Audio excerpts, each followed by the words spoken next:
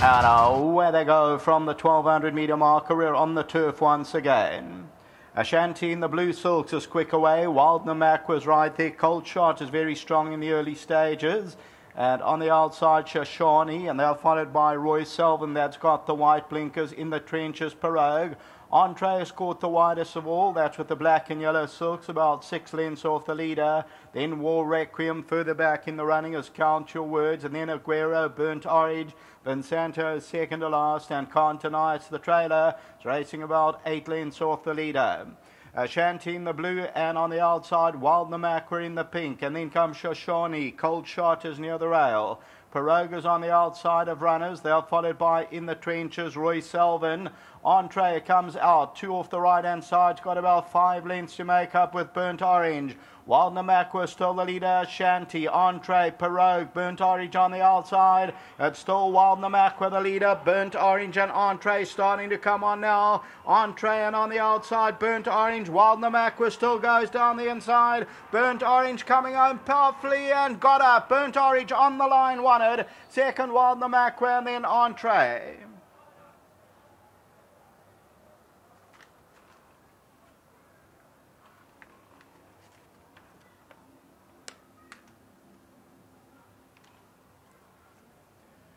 So Wildner Mac is in front. The black Minaloosh gelding for Brandon Larena and Greg and Karen Anthony. Look how low his head carriage is, but he's going to get tagged on the line by number 10, Burnt Orange. And Burnt Orange will get up to win it by a half head. So it's number 10, Burnt Orange, the Toreador. Wyoming Anthony Delpesh overcoming a wide draw along with Entree runs third. Burnt Orange is the winner. Fourth goes to Pirogue, then Ashanti, further back War Requiem, and then Count Your Words, In the Trenches, Aguero, Roy Selvin, Shoshani is further back in the running. And they were followed by Cold Shot, who was strong. Vincenta, as you heard, will need further as we look at the head on. Wildner Mac was in the pink. And the winner is on the extreme right-hand side with the white noseband, stick in the left hand. As they get to the 200 metre marker, Entree is with the white blaze and the black and yellow silks. And Wildner Mac was still the leader, but Burnt Orange comes on powerfully and is going to get up just on the line and win it well. So number 10, Burnt Orange on the toe, it shows up at 10.70 and 2.90. And Wildner Mac were number 14, that was showing 41 rand to win, 8.50 a place. And one Entree. Number 10, Burnt Orange, the son of Toreador from an outside gate, has come powering through to get the victory. Well done, Amy. Looks like a horse who's going to come on with each and every run improvement-wise. Yeah, I'm very happy with him. I think there's a couple of more wins in him to go. Dalpesh was telling me he might even go further, I'm sure, as he strengthens up with us. In the beginning, he was very shinny. He's gotten over all his problems. I'm very happy for his win, especially from that outside draw. Well done to Mr. Mowing, and well done to the owners. Your runners coming up, they look like they're going to be very competitive. Zaytar and Prince of Magic. I give them all chances. I'm very happy with their work at home, so we can only hope for the best. Looking at this fella, he's a horse you just give a bit of time, and each and every run he's going to show a little bit more. Yes, I hope so. Well done. Thank you. Let's get Anthony Delpesh into the picture.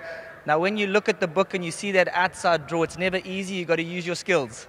Yeah, I looked at it, but what I thought is the 2 horses I thought I had to beat was drawn next to me.